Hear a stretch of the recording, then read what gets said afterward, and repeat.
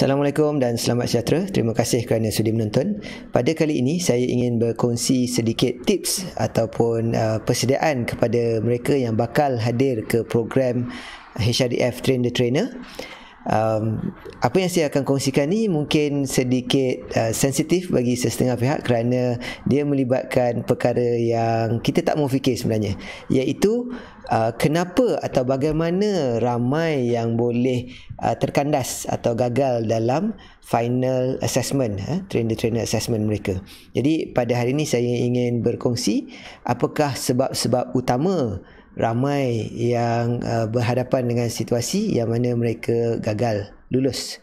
Untuk pengetahuan, markah lulus bagi program TTT adalah 75% ataupun 75%. Jadi tak ada sebab lain yang menyebabkan anda lulus atau gagal melainkan final assessment ataupun pembentangan terakhir itu.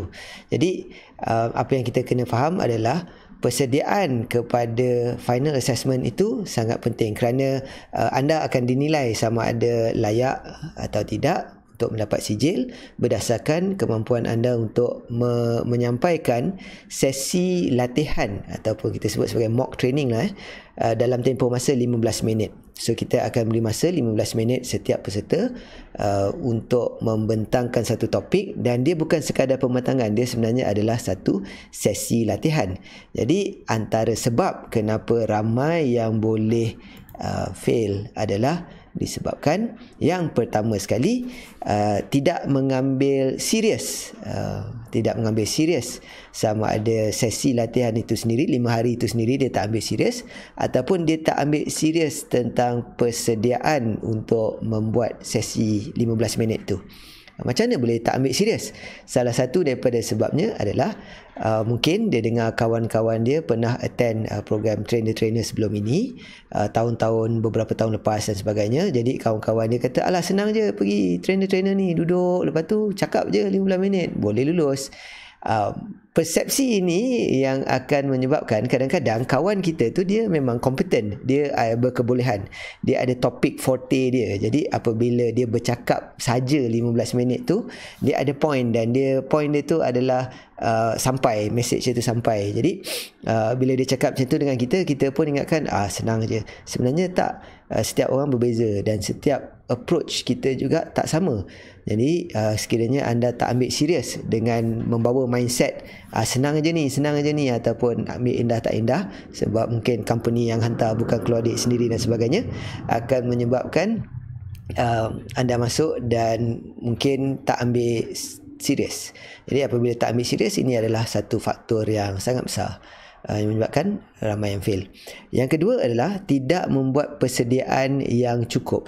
Persediaan yang cukup ni boleh jadi disebabkan ada beberapa orang yang saya pernah lihat adalah dia cuba ambil program yang dia biasa buat. Tak salah ambil program yang kita biasa buat, tetapi dia ambil program yang dia biasa buat, program 2 hari, kemudian dia cuba kompreskan dalam tempoh 15 minit. Sebenarnya kita apabila kita approach satu-satu sesi latihan tu, tak kira lah 3 hari ke 2 hari ke 6 bulan ke, setiap kali kita approach sesi latihan, kita perlu start from scratch ataupun kita perlu bina semula berdasarkan masa yang kita ada. Jadi sekiranya kita diberikan 15 minit, pastikan konten kita, penyampaian kita tu adalah sesuai untuk 15 minit. Jadi sekiranya kita tidak membuat persediaan yang rapi, persediaan yang cukup berdasarkan 15 minit itu akan membawa masalah. Persediaan yang rapi ini boleh berlaku sekiranya kita menulis session plan kita dengan baik. Ramai yang mungkin dia anggap alah session plan ni sekeping kertas, saya tahu apa saya nak cakap, saya tulis je lah apa-apa. This mindset akan menyebabkan anda berhadapan dengan masalah, kerana session plan itu tujuan dia adalah untuk membolehkan kita melihat perancangan kita. Jadi kalau kita nampak perancangan kita tu teratur, kita tahu point kita nak cakap apa yang perlu disediakan dan sebagainya. Jadi kalau atas kertas nampak boleh lengkap dalam 15 minit dan boleh sampai message tu dalam 15 minit, insya-Allah biasanya jarang berlaku actual presentation tu jadi lain. Biasanya kita akan galakkan untuk prepare session plan. Session plan kita okey, barulah kita bersedia untuk membuat preparation dari segi pembentangan pula, mock training itu sendiri. Apa yang nak perlu sediakan, props nak bawa apa, nak tunjuk slides apa, nak tunjuk gambar apa dan sebagainya. Jadi persediaan itu tak cukup menyebabkan kandas. Yang ketiga, biasa juga berlaku adalah ramai yang attend TTT dan mereka ni biasanya ada pengalaman dalam training. Jadi saya biasanya akan melalui proses atau saya akan beritahu apakah assessment criteria, nombor 1 apa, nombor 2 apa dan sebagainya. Kalau anda nak tahu apa assessment criteria tu, kita ada video yang kita pernah rakam sebelum ni, jadi boleh tonton apakah kriteria tu. Masalah kepada ramai di luar sana adalah dia cuba nak impress, dia cuba nak impress, dia tak express. Apa maksud saya dia cuba impress? Kita nak orang express, tapi dia cuba impress. Dia cuba impress dengan pastikan dia buat semua dan dia nak dapat skor yang tinggi. Jadi apa yang ada dalam assessment criteria tu dia buat. Tapi masalah besar dia adalah dia tak faham kenapa kriteria itu ada dan tujuan kriteria tu. The purpose of the criteria dia tak tahu. Jadi dia buat icebreaker dia gah. Icebreaker dia sampai 3 minit, 4 minit contohnya. Ini salah. Sebab icebreaker, ya betul, icebreaker ada markah. Tetapi tujuan icebreaker tu apa? Jadi kalau dia tak ambil perhatian masa sesi latihan, dia tak faham apa tujuan kita buat icebreaker tu. Jadi dia ibaratnya satu show yang menarik tapi tak ada makna, tak sampai message, ataupun dia jadi satu persembahan yang sekadar nak orang kata wah dahsyat tapi point tak ada ataupun punchline tak sampai. Jadi pastikan apabila anda debrief tentang assessment criteria, pastikan anda fahamkan apa tujuan kriteria itu ada, dan kalau anda tak berapa sure, tanya balik dengan trainer anda.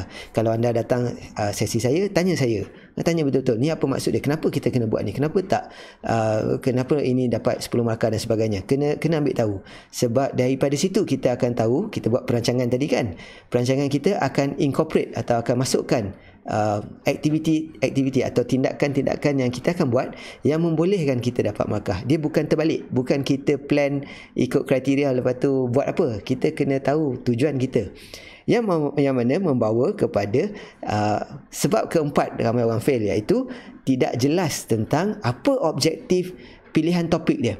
Dia pilih topik tu, kenapa dia pilih tu? Untuk apa dia pilih tu?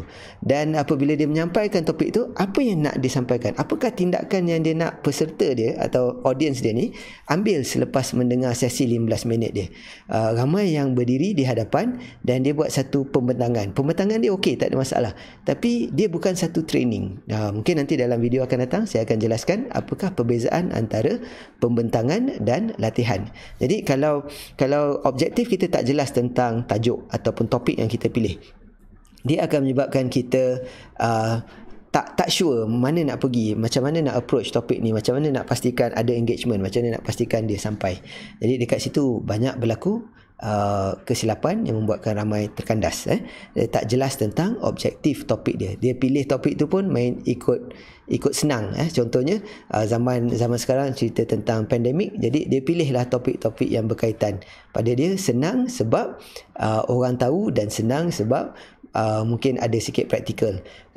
Tak salah, cuma pastikan anda betul-betul tahu, sebab kalau terlalu mudah topik itu pada audience tak akan beri reaction ataupun audience tak akan respon dengan baik. Kalau terlalu susah topik tu pun masalah juga, audience tak tahu macam mana nak react. Dia dah tak tahu apa soalan lagi nak tanya dan sebagainya. Ingat terlalu mudah, dia just fly over the audience, and audience anggap macam okay, that's it. Kalau terlalu susah, terlalu kompleks, audience tak dapat tangkap. Jadi kita kena cari apakah topik yang make sense kepada kita, pada audience kita, dan juga bagaimana kita pastikan ia boleh dihabiskan penceritaan tu dalam 15 minit. Ni sebab yang keempat, tak jelas. Yang kelima, yang biasa berlaku adalah masing-masing, saya tahu masing-masing akan sibuk dengan persediaan masing-masing. Mungkin 5 hari, tempoh 5 hari tu tak sempat nak buat slides, nak prepare dan sebagainya. Jadi ramai yang mungkin mencuri-curi masa, last minute nak adjust slide dan sebagainya, nak tambah animation. Okey, dekat sini lah antara sebab kenapa ataupun sebab yang kelima ramai orang fail, iaitu mereka tidak memberi perhatian kepada orang lain yang sedang present. Apa kena mengena orang lain present dengan kita dapat markah lulus tak lulus? Ini dia. Yang pertama sekali ialah setiap yang berlaku dalam sesi latihan trainer-trainer tu adalah peluang untuk kita belajar. Kita boleh belajar daripada the lead trainer atau kita boleh belajar sesama peer, peer-to-peer learning. Jadi apabila rakan anda di hadapan sedang membuat pembentangan final assessment 15 minit tu, kalau kita tak beri perhatian, kita tak nampak apakah kesilapan common yang mungkin berlaku, yang mungkin kita juga buat. Jadi kita tak perasan, jadi bila turn kita ulang balik kesilapan yang sama. Jadi apabila kita tak berikan perhatian, kita tak berikan tumpuan kepada rakan kita, yang pertama sekali kita mungkin terlepas pembelajaran dalam konteks itu. Dan yang kedua ialah kita sebenarnya pernah dengar tak orang kata what you give you get back. So kalau kita tak berikan tumpuan, kita nanti masa kita present, orang pun tak nak bagi tumpuan kat kita.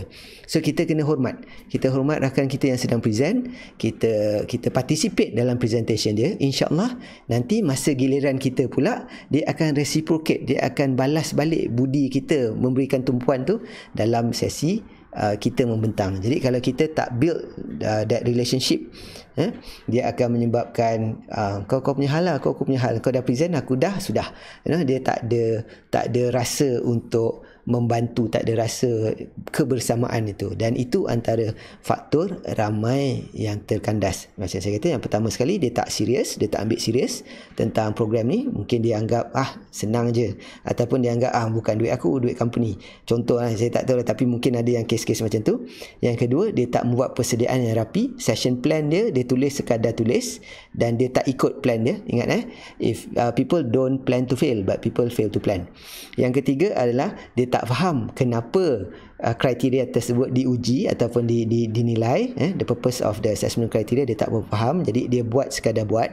Yang keempat adalah dia kurang jelas tentang objektif yang nak disampaikan melalui topik yang dipilih. Yang kelima, dia tak memberikan perhatian kepada rakan lain semasa rakan sedang present. Jadi ini adalah antara yang saya kira sebab kenapa ramai boleh terkandas. Saya tak tahu kalau program training orang lain macam mana, tapi dalam program yang dikelolakan oleh saya dan tim Access Ideas Malaysia, kita memang nampak kebiasaannya kalau berlaku fail adalah disebabkan poin-poin yang saya sebutkan ni. Jadi sekiranya anda bakal menghadiri program HRDF TTT bersama Access Ideas dan saya, pastikan anda telah menonton video ni, pastikan jangan buatlah. Kalau buat juga, minta maaf lah, saya tak jamin lah apa hasilnya. Sekiranya anda dapati bahawa video ini bermanfaat, boleh dikongsikan dengan rakan-rakan lain. InsyaAllah mungkin mereka dapat hadir, dan dengan attitude yang betul mereka hadir, dan insyaAllah mereka akan belajar, dan mereka akan membuat satu mock training di penghujung tu dengan baik, dan insyaAllah dapat lebih daripada 75 markah per 100, dan mereka akan lulus sebagai HRDF TTT Certified Trainers. Jadi dengan itu, sekiranya anda dapati video ini bermanfaat, jemput kongsikan dengan rakan-rakan, dan boleh like tanda sokongan, dan insyaAllah dari semasa ke semasa saya akan upload lagi video pada waktu-waktu yang akan datang. Terima kasih kerana sudi menonton. Assalamualaikum warahmatullahi wabarakatuh. Stay safe.